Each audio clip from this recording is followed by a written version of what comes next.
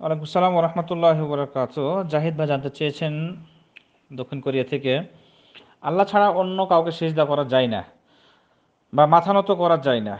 তো পিতামাতা বা শ্বশুর-শাশুড়িকে পা ছুঁয়ে সালাম করা যায় কিনা?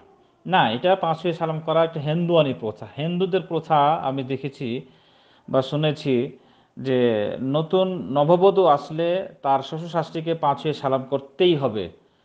না হলে এটা কুলক্ষণ বা কুলক্ষী এ মেয়ে তারা মনে করে। এটা হিন্দুয়ানি প্রথা, হিন্দুরা এটা করে থাকে। কোনো মুসলিম ছেলে-মেয়ে করতে পারে না। বাবা-মাকে পা ছুঁয়ে সালাম করা হারাম, এটা জায়েজ নয়। বাবা-মাকে সালাম করবেন, আপনি সরাসরি মুসাফা করেন, অথবা বাবা-মার কপালে চুমু দেন, তাতে কোনো সমস্যা নেই। কিন্তু পা ছুঁয়ে সালাম করতে পারেন না। মাথা নত করতে পারেন না, একমাত্র আল্লাহর কাছেই মাথা নত হবে।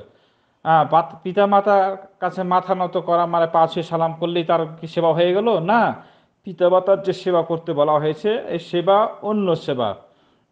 তার দেখাশোনা করা, তার খিদমত করা, তার খাওয়া-দাওয়ার ব্যবস্থা করা, বৃদ্ধ পিতা-মাতার বিশেষ করে।